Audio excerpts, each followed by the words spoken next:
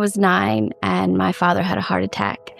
I remember just calling out to him with my heart and feeling like he was there the whole time. Finally, I decided that it was my relationship with Jesus rather than something from my parents. The fact that I could feel his presence like never before, that was amazing.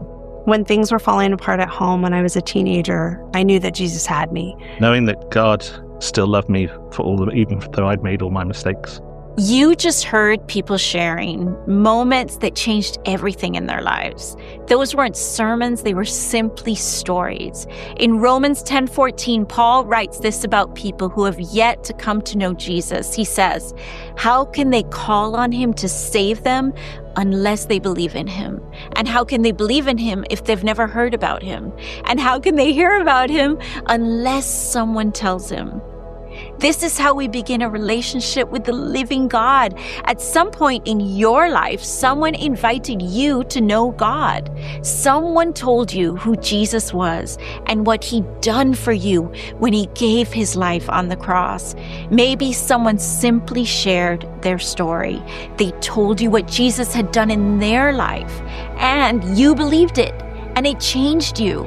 It's so beautiful. Sharing Jesus doesn't mean you have to preach a sermon or have your life all figured out. You can start by simply sharing your story. What has God done for you? Has God been kind to you? Has he helped you? Has he healed you? Has he changed you? Has God's presence brought peace and hope? If your answer is yes, share that. Your friends who need to hear this message most. In fact, the people who might be coming to your mind right now as we talk about this, I can promise you, they don't need a sermon. People don't need a flawless, perfect Christian life. They need someone to walk with them through the mess, through the challenges, through the grief, through the pain and insecurities of life. They need a friend who has hope. This is what Jesus offers. He doesn't offer us an easy life, right?